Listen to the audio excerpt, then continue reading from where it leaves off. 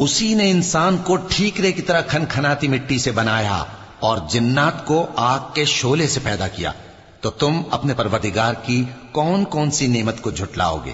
وہی دونوں مشرقوں اور دونوں مغربوں کا مالک ہے، تو تم اپنے پروردگار کی کون کون سی نعمت کو جھٹلاؤ گے؟ اسی نے دو دریا رواں کیے جو آپس میں ملتے ہیں، مگر دونوں میں ایک آڑ ہے کہ اس سے تجاوز نہیں کر سکتے، تو تم اپنے پروردگار کی کون کون سی نعمت کو جھٹلاؤ گے؟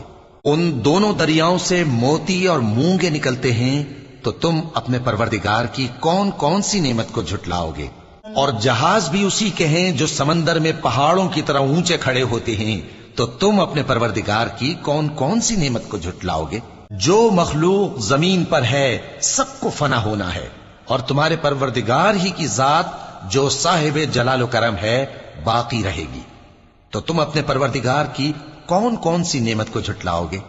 آسمان اور زمین میں جتنے لوگ ہیں سب اسی سے مانگتے ہیں، وہ ہر روز کسی نہ کسی کام میں ہوتا ہے، تو تم اپنے پروردگار کی کون کون سی نعمت کو جھٹلاؤ گے؟ اے دونوں جماعتوں، ہم ان قریب تمہاری طرف متوجہ ہوتے ہیں، تو تم اپنے پروردگار کی کون کون سی نعمت کو جھٹلاؤ گے؟